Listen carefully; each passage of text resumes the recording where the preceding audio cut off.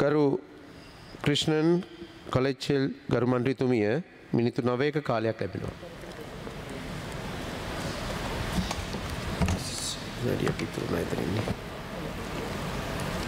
சபைக்கு தலைமை தாங்கும் கௌரவ உறுப்பினர் அவர்களே, முதலாக நான் இந்த சபைக்கு அறிவிக்க வேண்டிய ஒரு விடயம் உள்ளது.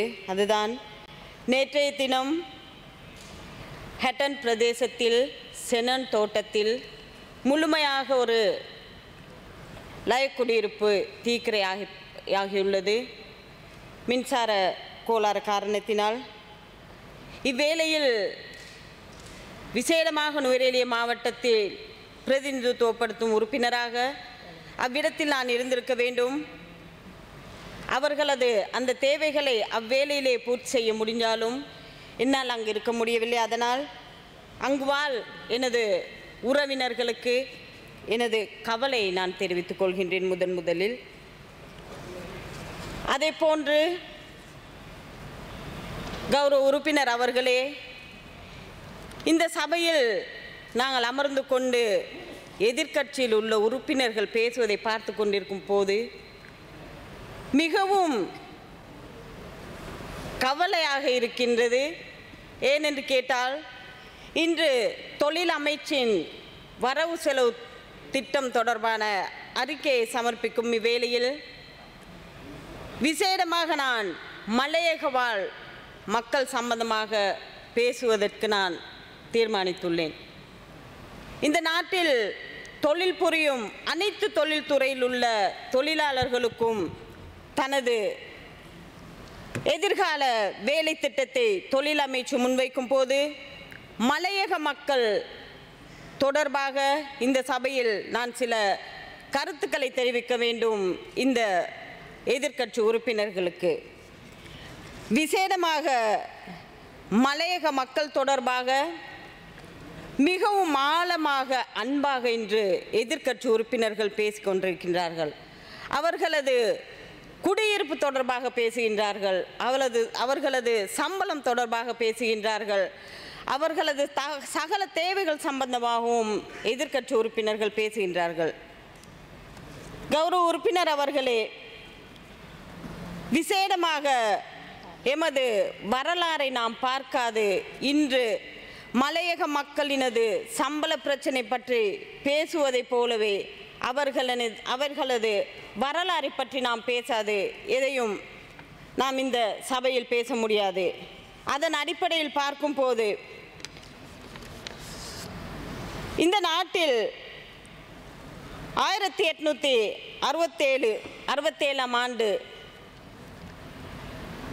பெருந்தோட்ட பயிர்ச்செய்கை ஆரம்பித்து தேயிலை துறைதான் இந்த நாட்டிற்கு வெளிநாட்டு செலாவணியை கொண்டு வந்து தரும் ஒரு தொழில்துறை. இந்த துறை ஆரம்பிக்கப்படுகின்றது 1867 ஆண்டு. இன்று 2025 ஆண்டு. அதன் அடிப்படையில் பார்க்கும்போது தேயிலை தோட்டத்துறைக்கு 158 வருஷங்கள் பூர்த்தியாகின்றது. அது மாத்திரமல்ல,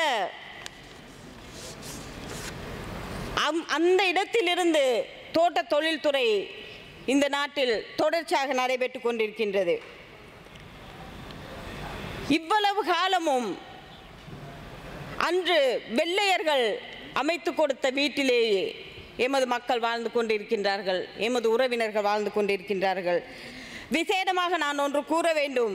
இன்று நாம் 1700 ரூபாவா, 2000 ரூபாவா, 1500 ரூபாவா, 1000 ரூபாவா என்று மலையக மக்களின் சம்பளத்தை பற்றி பேசும்பொழுது 1972 ஆண்டிலிருந்து 92 ஆண்டு வரையும் இந்த தோட்டங்கள் விசேடமாக இந்த அரசாங்கத்துக்கு சொந்தமாக இருந்த தோட்டங்கள். அவ்வேளையில் ஆட்சியில் இருந்த இந்த அரசாங்கங்கள் இன்று கூக்குரலிடும் இந்த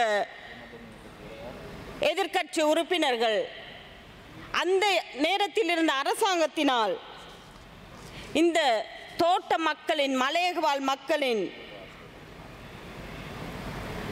சம்பள பிரச்சனை பற்றி இன்று பேசுவதை விட அன்று அரசாங்கத்திற்கு சொந்தமாக இருக்கும் போது இந்த தோட்டங்கள் அவர்களது சம்பளத்தை மாத சம்பளமாக மாற்றி இருந்தால் இன்று மலையக மக்கள் இந்த பிரச்சனைக்கு முகம் கொடுக்க வேண்டிய அவசியம் இல்லை. ஆனால் இவர்கள் என்ன செய்தார்கள்?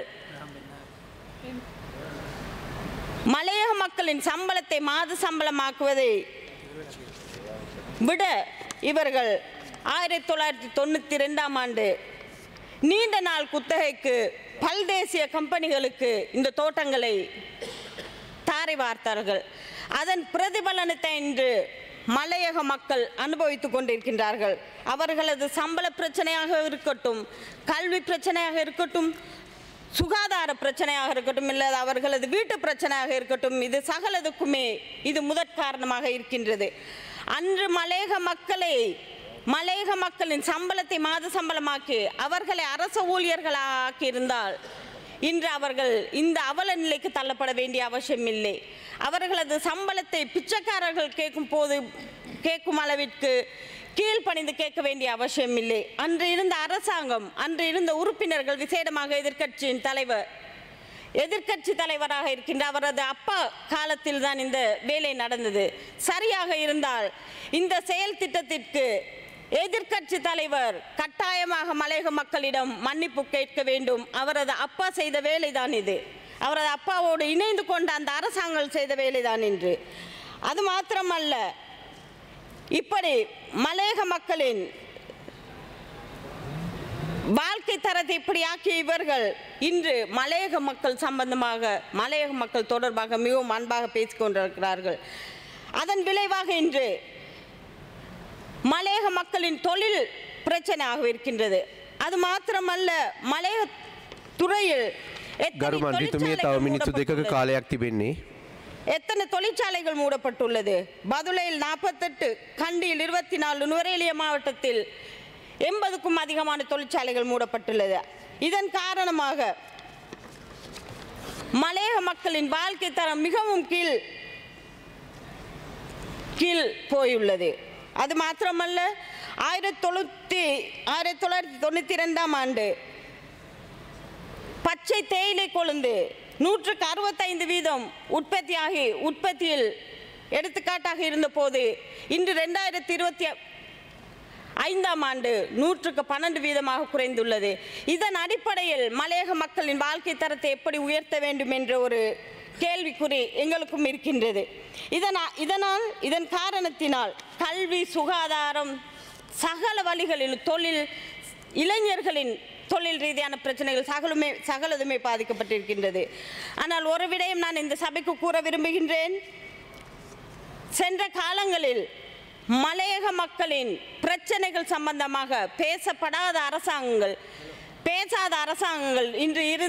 இன்று நாங்கள் ஆட்சிக்கு வந்த பிறகு எங்களுக்கு எதிராக கூக்குரல் விட்டாலும், இம்முறை வரவு செலவு திட்டத்தில் தொழில் அமைச்சினால் மலையக மக்களின்